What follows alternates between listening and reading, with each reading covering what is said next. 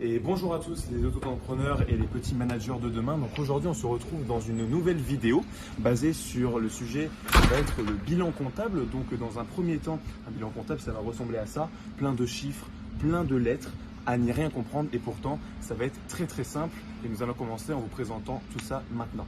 Il y a deux tableaux. Donc moi je vais vous présenter la partie passive. Donc dans cette partie il y a deux sous-parties. Il y a les capitaux propres et les dettes. Donc les capitaux propres, c'est mon argent que je vais mettre dans l'entreprise et les dettes, c'est tous les gens que je dois rembourser.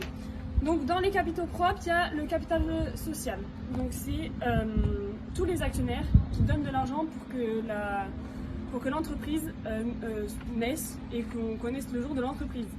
Il y a les réserves légales et les autres réserves, donc c'est anciens bénéfices non dépensés. Donc en fait, c'est par exemple si j'ai fermé une entreprise, j'ai peut-être des bénéfices sur l'entreprise et je les récupère pour bénéficier dans ma future entreprise.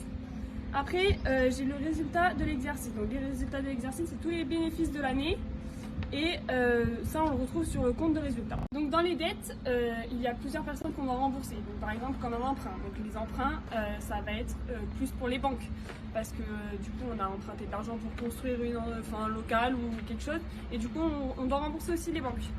Il y a les avances et acomptes reçus. Donc ça va être plus les clients qu'on doit de l'argent aux clients.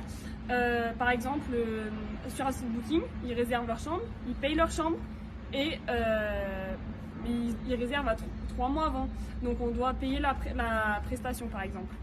Dette des fournisseurs. Donc en fait il y a un délai pour les fournisseurs. Par exemple il y a des fournisseurs c'est 30 jours.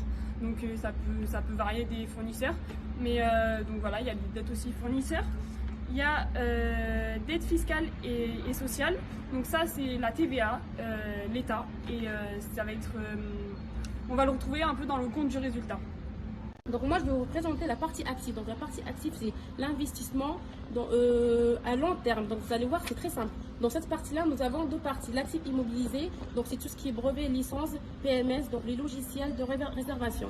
Et nous avons l'immobilisation corporelle, donc les constructions, par exemple d'agrandir un restaurant. Et enfin l'installation technique, tout ce qui est climatisation et Wi-Fi. Pour continuer dans l'actif, nous avons une autre partie qui est l'actif circulant. L'actif circulant, c'est quoi? C'est le cycle d'exploitation. Ça représente quoi? Ça représente les stocks et les denrées de boissons qu'on va avoir besoin pour faire tourner notre restaurant, mais également les créances de clients. Les créances de clients, il s'agit tout simplement des délais que l'on accorde aux clients pour verser un acompte ou une somme.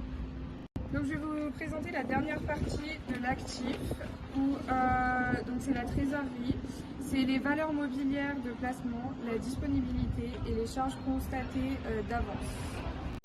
Et maintenant, vous savez comment analyser un bilan comptable grâce à toute mon équipe. Vous êtes les managers de demain. Au revoir.